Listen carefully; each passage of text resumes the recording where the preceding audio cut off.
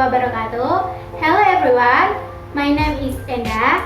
Today we are going to talk about the topic is cause and effect.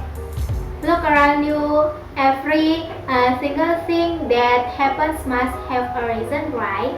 For example, why did the flower grow? Because it was watered.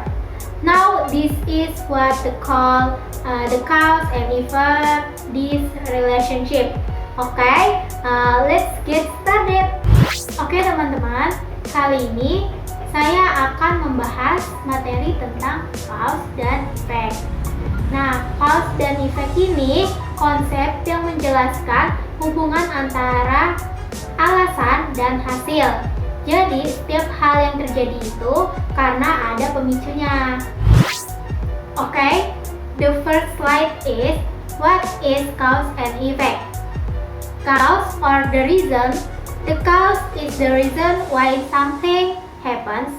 It is the trigger. Effect or the result. The effect is the result or consequence of that cause. It is what happened. So, cause is the action and effect is direction. For example, the first is it rained heavily. This is the cause. And the second is the streets become flooded. This is the effect. Nah, yang pertama ini ada cause. Cause itu yaitu penyebab. Penyebab itu alasan atau tindakan yang memicu sesuatu. Contoh aksinya tuh kayak kita tidak pernah rajin belajar. Nah, kalau effect itu artinya akibat, yaitu hasil atau konsekuensi dari tindakan tersebut. Nah, contohnya itu mendapatkan nilai jelek.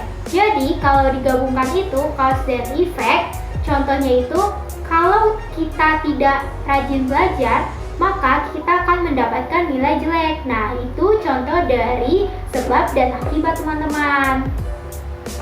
Bruh.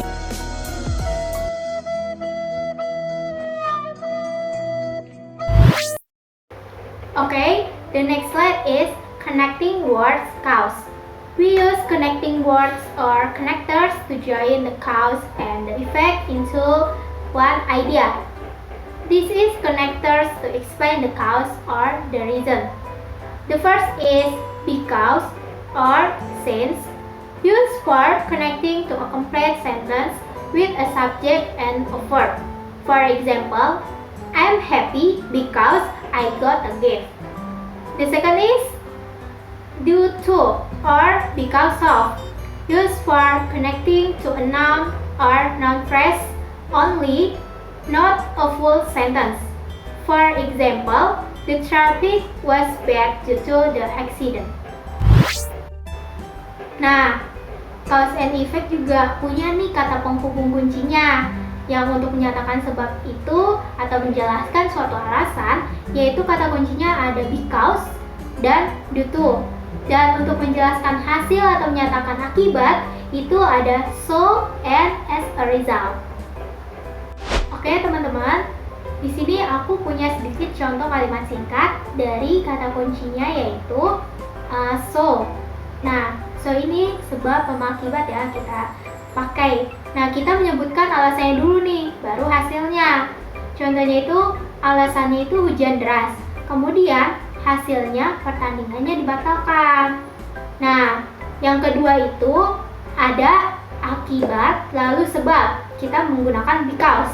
Kita menyebutkan hasilnya dulu lalu alasannya. Contohnya, hasilnya itu pertandingannya dibatalkan. Kemudian, kenapa? Atau alasannya itu yaitu hujan deras. Gitu teman-teman. Okay, the next slide is two most important sentence patterns. Just remember these two ways to structure your sentences. Pattern 1, cause first and effect later. For example, reason, so result. It was raining, so I took an umbrella. The pattern 2 is effect first and cause last. For example, result, because, and reason.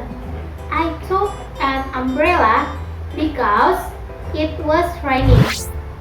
Okay, in this slide is conclusion. The first, the key, the cause is the reason and the effect is the result. They are always connected. And the second word is important connectors. Use because when you want to state the reason, and use so when you want to state the result. Okay everyone, keep practicing make cause and effect sentences from your daily life. Okay, see you in the next video. Bye bye. Oke teman-teman, jadi kesimpulan dari materi ini yaitu kalian harus ingat ya, kalau cause itu alasan dan efek itu hasil. Jadi kalau kita mau menyebutkan alasan, kita bisa menggunakan connector seperti because.